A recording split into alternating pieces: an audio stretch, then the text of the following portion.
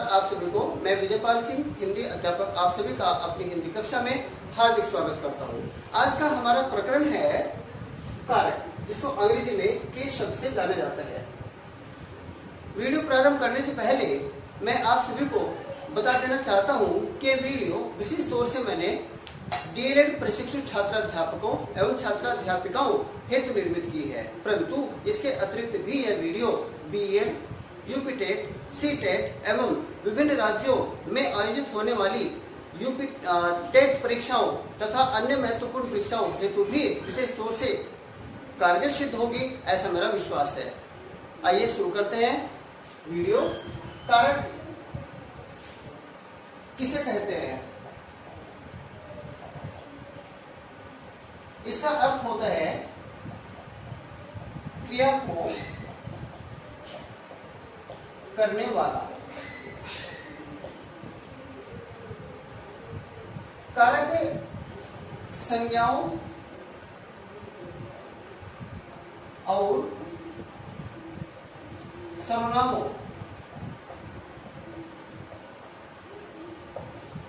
का क्रिया के साथ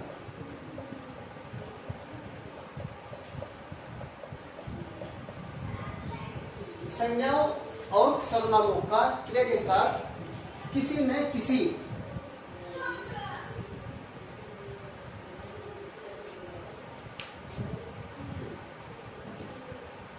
रूप में जोड़ने वाले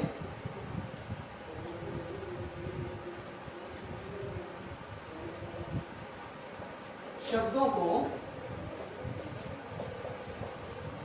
कारक कहा जाता है।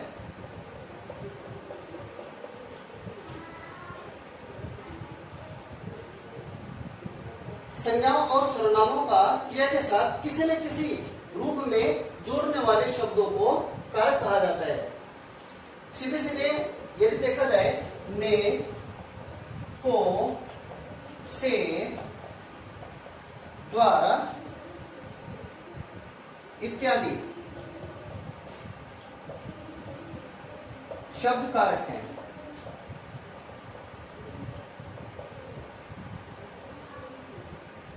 अगर हम कारक को परिभाषित करते हैं तो कहा जाएगा संज्ञा या सर्वनाम की क्रिया के साथ भूमिका निश्चित करने वाले कारक कहलाते हैं। कारक के 8 भेद होते हैं।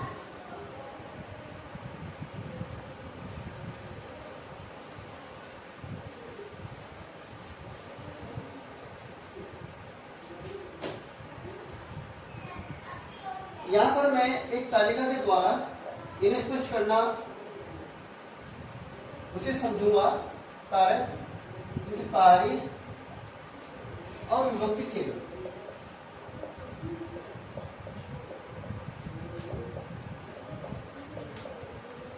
विभक्ति चिन्ह को ही प्रसर्ग भी कहा जाता है।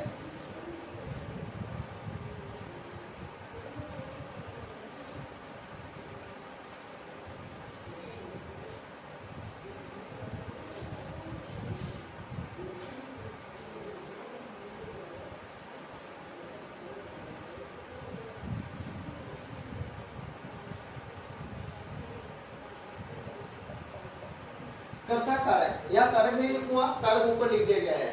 तो कर्ता को अंग्रेजी में नॉमिनेटिव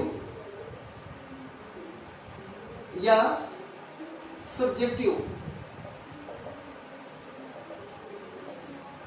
केस कहा जाता है। कर्ता क्या है? क्रिया को करने वाला।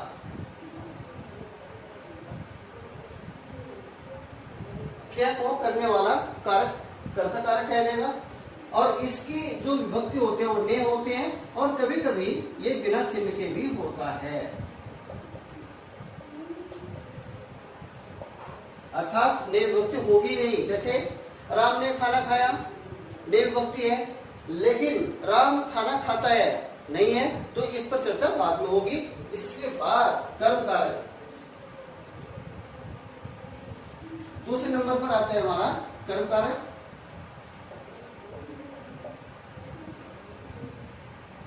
कर्म कारक को अंग्रेजी में एक्यूजेटिव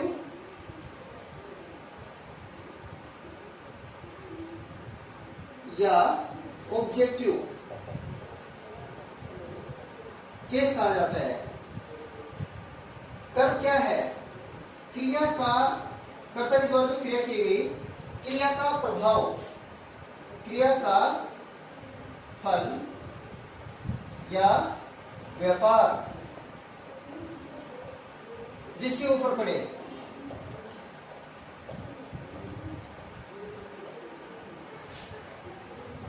कर्म कारक है। इसके विभक्ति चिन्ह को या बिना चिन्ह के भी होती है।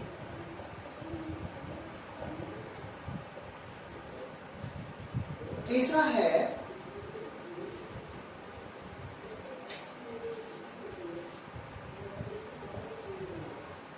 कर्म कारक, जिसको अंग्रेजी में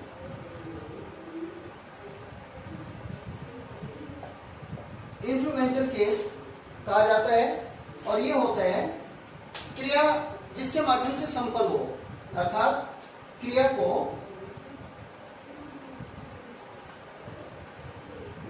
करने का साधन। जैसे मैं मार्कर से लिखता हूं, इसका जो विभक्ति चिन्ह होगी से द्वारा, के द्वारा होती है। इसके अतिरिक्त जो चौथा, हमारा चौथा कारक है संप्रदान कारक।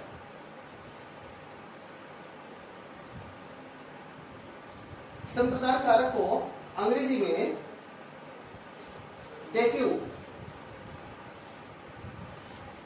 केस कहा जाता है, और इसमें जिसके लिए क्रिया की जाती है, जिसके लिए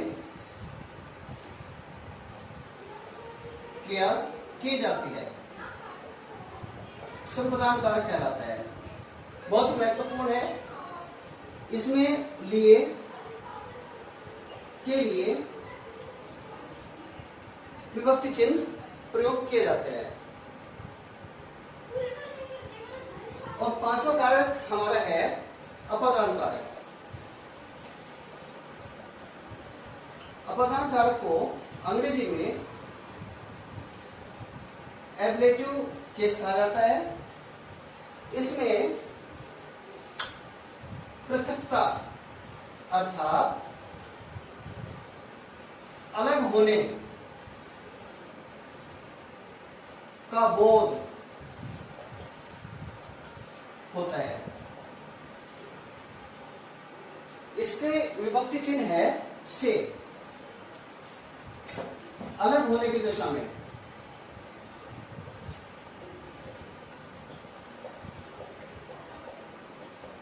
ध्यान दीजिएगा, से विभक्ति अपादान कारक की भी है और से विभक्ति करण कारक की भी है। दोनों में अंतर है। इसमें जो क्रिया की जाती है वो माध्यम, साधन, किस साधन के द्वारा क्रिया की गई। जैसे अध्यापक, मैं मार्कर से लिख रहा हूं, तो मैं मार्कर से लिख रहा हूं। मार्कर, ये जो कलम है, ये कलम एक साधन है, क्रिया करने का साधन, और लिखना हमारी क्रिया है। तो यहाँ पर से करण कारक होगा।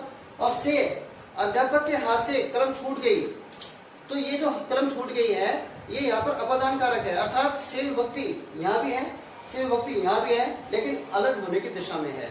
चर्चा बाद में होगी। और छठवां कारक हमारा कारक है संबंध कारक। इसको अंग्रेजी में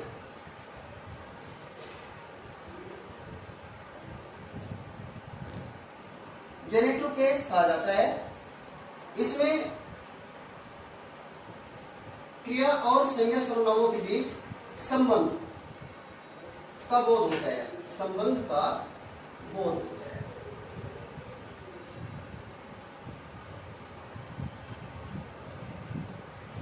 इसके विभक्ति चिन्ह है का, के, की, रा, रे री ना ने नी, ये इसकी विभक्ति चिन्ह होते हैं।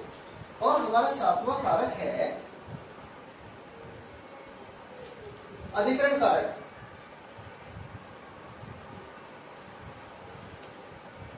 अधिकरण कारक, अधिकरण को अंग्रेजी में लोकेटिव केस कहा जाता है। और ये क्रिया कहां पर होती है, जिस स्थान पर होती है, अर्थात स्थान सूचक क्रिया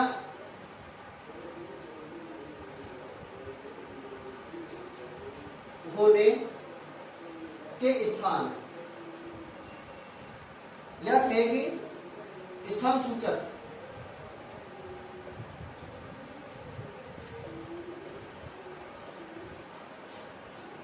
जहां पर क्रिया होती है उसको अधिकरण कारक।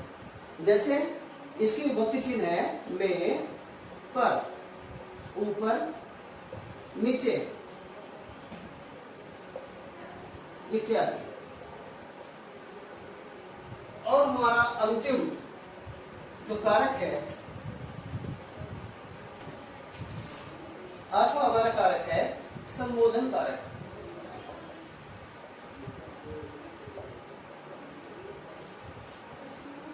संबोधन कारक को अंग्रेजी में वोकेटिव केस कहा जाता है। यहां किसी संज्ञा या सर्वनाम, संज्ञा या सर्वनाम को पुकारना,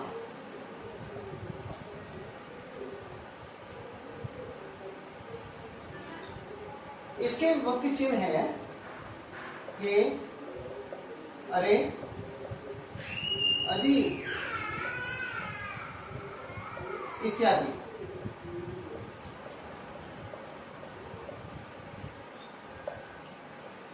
यहां पर मैं आप लोगों को बता देना चाहूंगा कि कारक को बहुत कठिन माना जाता है, जबकि कहूंगा कि सच्चाई तो यह है कि बहुत ही आसान कारक होते हैं। ये जो हमने एक तालिका बनाई है, इस तालिका के माध्यम से आप कारक को बखूबी बहुत ही आसानी से जान जाएंगे, सीख जाएंगे। देखिए, सबसे पहले कर्ता कारक है, क्रिया को करने वाला। एक ने इसका बिना ने है और बिना चिन्ह के भी होता है, अभी इसके बारे में बात होगी। दूसरा हमारा कर्म कारक है, इसको एक्यूजेटिव केस कहा जाता है। क्रिया का फल या व्यापार जिसके ऊपर पड़े, अर्थात कर्ता के द्वारा जो क्रिया की गई है वो कर्म कारक है। को इसका विभक्ति चिन्ह होगा और बिना चिन्ह के भी वाक्य में आता है। कर्म कारक जिसको इंस्ट्रूमेंटल केस के नाम से जाना जाता है, क्रिया को करने का साधन, विभक्ति चिन्ह इसके से द्वारा, के द्वारा। और चौथा हमारा है संप्रदान कारक, जिसको अंग्रेजी में डेटिव केस कहा जाता है, जिसके लिए क्रिया की जाती है, लिए के लिए। अपदान कारक एब्लेटिव केस, पृथकता का बोध जिसके माध्यम से होता है उसको अपदान कारक कहा जाता है। से अलग होने की दिशा में इसकी विभक्ति चिन्ह है।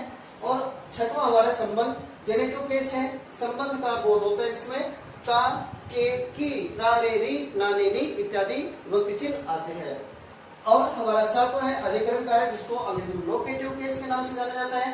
क्रिया होने के स्थान या स्थान सूचक जहां पर क्रिया होती है वहां पर उसको अधिकरण कारक कहा जाता है। में, पर, ऊपर, नीचे इत्यादि इसके विभक्ति चिन्ह है। और आठवां हमारा है संबोधन कारक, वोकेटिव केस, संज्ञा या सर्वनाम को पुकारना, जिसमें किसी को पुकारने का बोध होता है, वहां पर संबोधन कारक होगा। हे, अरे, अजी इत्यादि ये संबोधन कारक के विभक्ति चिन्ह है।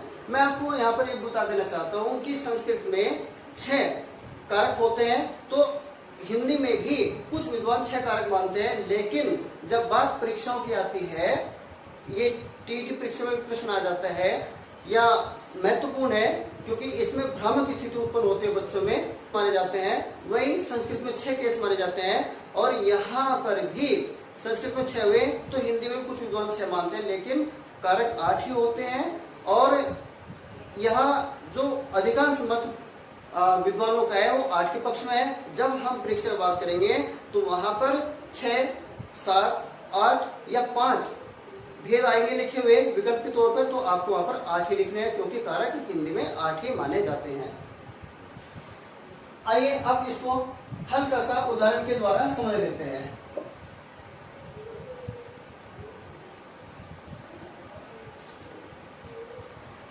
ये तालिका आपकी जिह्वा पर होनी चाहिए, ये आपको याद होना चाहिए। सबसे पहले हमारा कर्ता कारक है, हम कर्ता कारक को लेंगे। जैसे राम ने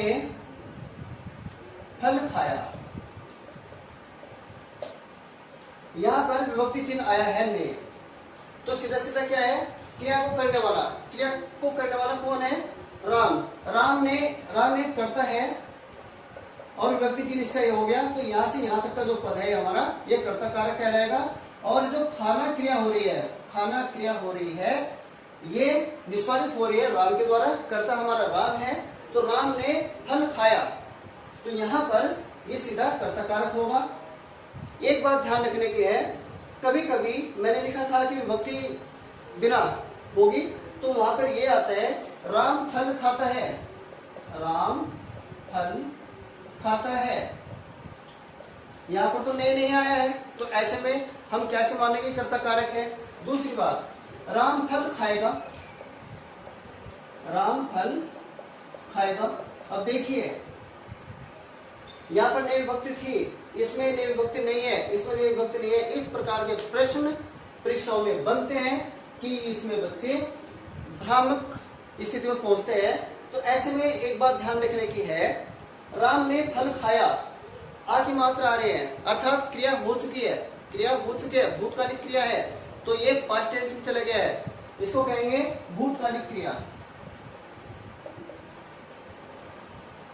दूसरी बात, राम फल खाता है, राम फल खाता है मीन्स प्रेजेंट टेंस, वर्तमान कालिक क्रिया होगी, तो वर्तमान में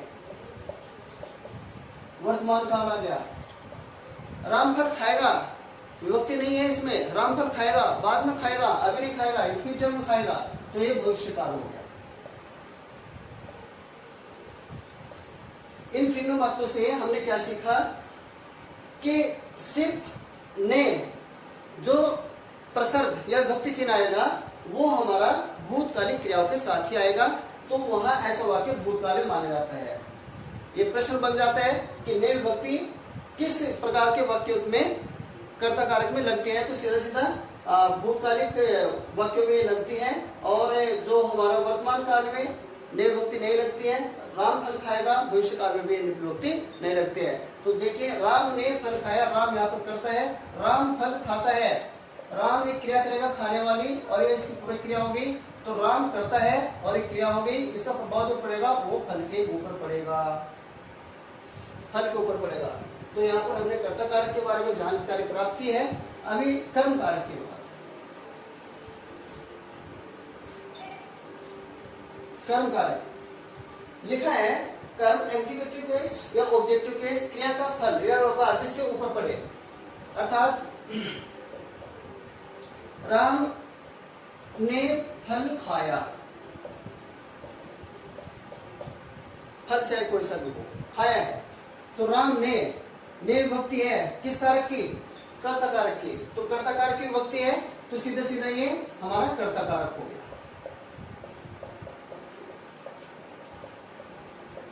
खाया मीन्स खाना, एक क्रिया हो रही है, ये क्रिया हो गई। अब राम ने जो कर्म किया, राम ने जो क्रिया की है वो किसके ऊपर पड़ी है, फल के ऊपर प्रभाव पड़ रहा है, अर्थात फल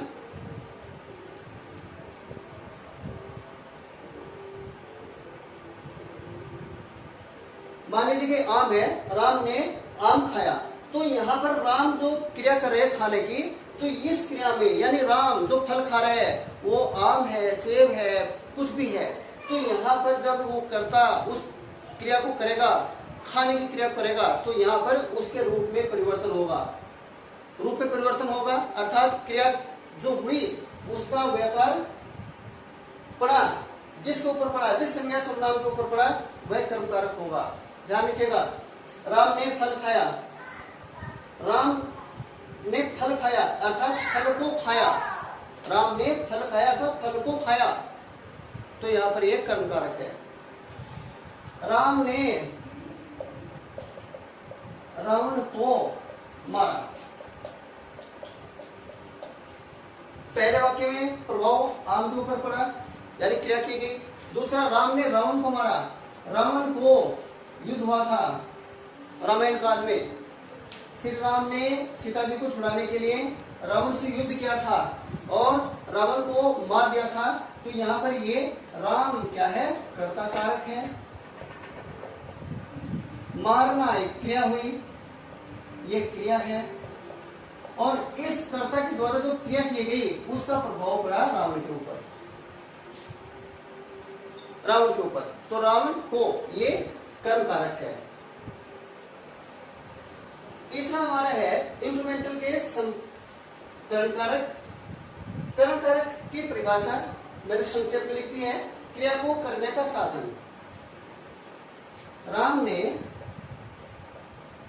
रावण को बाण से मारा।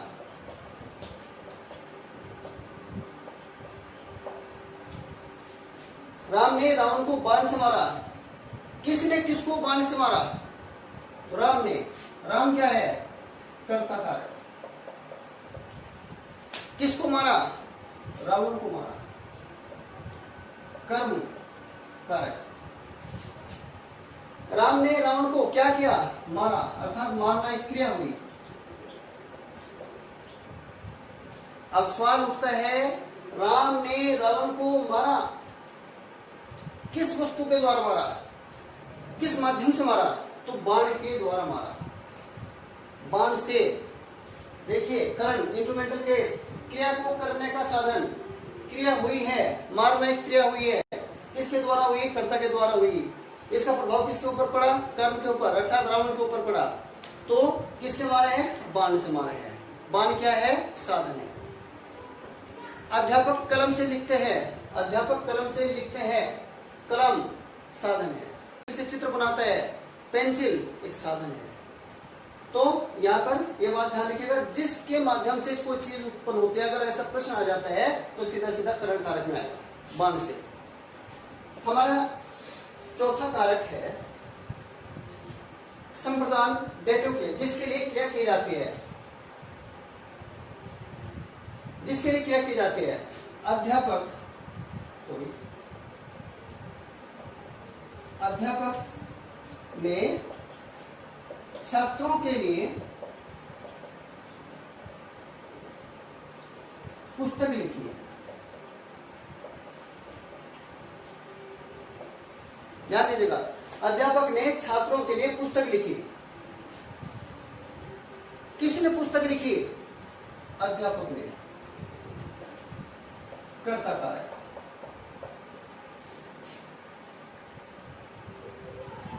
अध्यापक ने क्या किया? लिखी, लिखना एक क्रिया हुई। किसके लिए लिखी? छात्रों के लिए, छात्रों के लिए लिखी। क्या लिखी? पुस्तक। तो यहां पर पुस्तक हमारा कर्म है, पुस्तक हमारा कर्म होगा। अब देखिए, अध्यापक ने, कर्ता ने, और किसके लिए लिखी? छात्रों के लिए पुस्तक लिखी। तो यहां पर ये हमारा सीधा सीधा संप्रदान कारक होगा, क्योंकि ये जो पुस्तक लिखी गई है ये छात्रों के लिए लिखी गई है, छात्रों के लिए लिखी गई है। अर्थात यदि कहा जाए कि अगर आप बाजार जा रहे हैं तो मेरे लिए सेब ले आना, अगर आप स्टेशनरी पर जा रहे हैं तो मेरे लिए 2 पेन लेकर आना। तो यहाँ पर मेरे लिए 2 पेन लेकर आना, आप मेरे लिए सेब लाना। तो ये सब क्या है कि मेरे लिए क्रिया हो रही है, तो ये संप्रदान कारक कहलाता है। संप्रदान में जिसके लिए कोई क्रिया की जाती है। और नेक्स्ट हमारा है संप्रदान कारक में सीधा सीधा किसी के लिए कोई चीज की जाती है, कोई कार्य किया जाता है, इस बात को ध्यान रखिएगा। और नेक्स्ट हमारा है अगला अपादान कारक। अपादान कारक जिसका है पृथकता, अलग होने का बोध होता है, अलग होने का बोध होता है। तो सीधा सीधा यहां पर ये वृक्ष से पत्ते गिरते हैं, वृक्ष से पत्ते गिरते हैं, अर्थात ये अगर वृक्ष है तो ये पत्ते गिर रही हैं। अब इस वृक्ष से जो ये पत्तियां टूटकर गिर रही हैं, तो यहाँ पर इस वृक्ष का संबंध विच्छेद पत्तियों से हो चुका है, अर्थात पत्तियों का विच्छेद हो चुका है। अब संबंध इसका टूट गया है, तो यहाँ पर ये सीधा सीधा अपादान कारक होगा। सीधी सी बात है, मान लीजिए कि तो सीधी सी बात है कि अपादान कारक में पृथक्कता का बोध होगा। जैसे पेड़ से पत्ती गिरी, टूट गया संबंध, वृक्ष से पत्ती गिरते हैं। अध्यापक के हाथ में या किसी के हाथ में चम्मच है, चम्मच का संबंध फिलहाल हाथ से है, लेकिन चम्मच हाथ से छूट जाती है, अब संबंध विच्छेद हो गया, तो ये अपादान कारक है। ये आप लोग ध्यान दीजिएगा, जब भी किसी वस्तु का किसी वस्तु से संपर्क टूट जाता है तो वहां पर अपादान कारक होगा। इसके बाद आता है हमारा संबंध, जेनेटिव केस। संबंध का बोध होता है, संबंध का बोध होता है, किससे संबंध का बोध होता है? किसी से भी। जैसे उदाहरण के तौर पर यह मेरा कलम है, तो यहां पर मेरा संबंध हो रहा है, रा मेरा। किसी संज्ञा सर्वनाम का क्रिया के मध्य में जो संबंध स्थापित किया जाता है किसी वस्तु का, वो वहां पर संबंध कारक होता है। उदाहरण के तौर पर कोई व्यक्ति है, अब पूछ रहा है भाई ये कौन है, तो कहेगा कि यह मेरा पुत्र है, यह मेरा पुत्र है।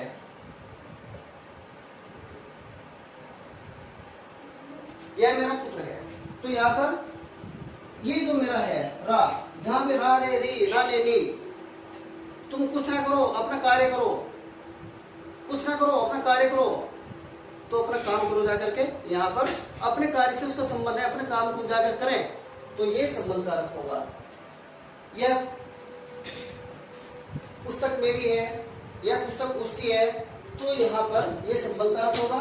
अधिकरण कारक, लोकेटिव क्रिया होने के स्थान या स्थान सूचक का बोध होता है अधिकरण कारक में। सीधा सीधा अधिकरण कारक में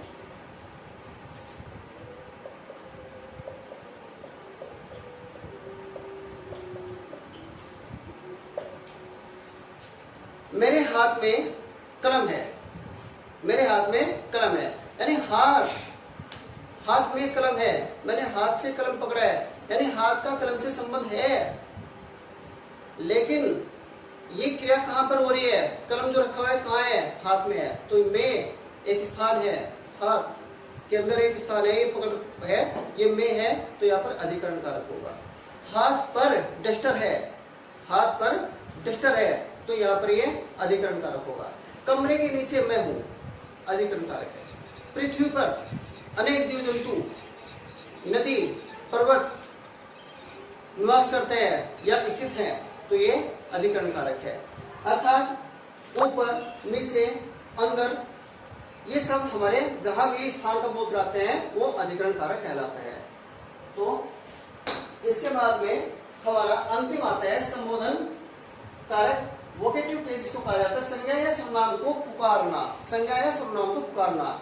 जैसे उदाहरण के तौर पर, अरे कहाँ जा रहे हैं आप, इधर आओ, तो हमने उसको पुकारा है। कभी हम नाम लेकर पुकारते, कभी सर्वनाम के माध्यम, यानी संज्ञा या सर्वनाम को पुकारने का बोध कराने वाला ही अधिक संबोधन कारक होता है। जैसे कहा जाए कि मैं अध्यापक हूं और बच्चों से पढ़ाने का बहुत कुछ करो, बच्चे बहुत ज्यादा से पढ़े, तो मैं कहूंगा हे भगवान मुझे इतनी शक्ति दीजिए कि मैं बच्चों को ज्यादा से ज्यादा पढ़ा सकूं, उनके लिए ज्यादा से ज्यादा कठोर परिश्रम कर सकूं। तो मैं कह रहा हूं हे भगवान, मैं संबोधन कर रहा हूं, हे ईश्वर इतनी शक्ति दीजिए कि मैं बच्चों के लिए कठोरतम प्रयास कर सकूं, परिश्रम कर सकूं और बच्चे सफलताओं की सीढ़ियों को चूमते रहे। तो मैं ये जो है भगवान को संबोधित किया जा रहा है, हे भगवान। तो ऐसे में जहां भी ये आते हैं, मैंने इसका बताया था, हे, अरे, अजी इत्यादि। तो आज की कक्षा में हमने कारक का विस्तार पूर्वक वर्णन किया है और मुझे उम्मीद है कि इस तालिका के माध्यम से आप परिभाषा मत याद कीजिएगा। इस तालिका के माध्यम से आपने इसको बखूबी सीख लिया होगा, समझ लिया होगा। आप इसको इसे संक्षिप्त रूप में अपने नोटबुक में लिख करके रख लीजिएगा और वक्त आने पर आपको काम आएगा। इसको पढ़ने का भी ढंग है, पढ़ने का भी ढंग है। कर्ता ने कर्म को ही याद आपको होना चाहिए। कर्ता ने कर्म को कर्म से संप्रदान के लिए अपादान से अलग होने पर संबंध काटे की अधिकरण में पर अरे संबोधन है हो अरे इत्यादि शब्दों से जाना जाता है। तो याद फ्लो आपका होना चाहिए, जीवन पर आपको याद होना चाहिए। इसमें से बहुत सारे प्रश्न बनते हैं।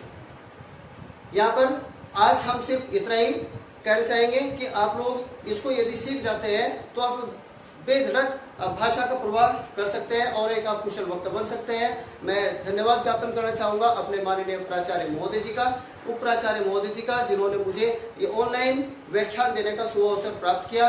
धन्यवाद आप सभी का, आपने इस वीडियो को अंत तक देखा। यदि आपको ये वीडियो पसंद आती है तो कृपया कृपया और कृपया इसको आप आगे भी फॉरवर्ड कीजिएगा ताकि किसी और के ये काम आए। धन्यवाद, नमस्कार।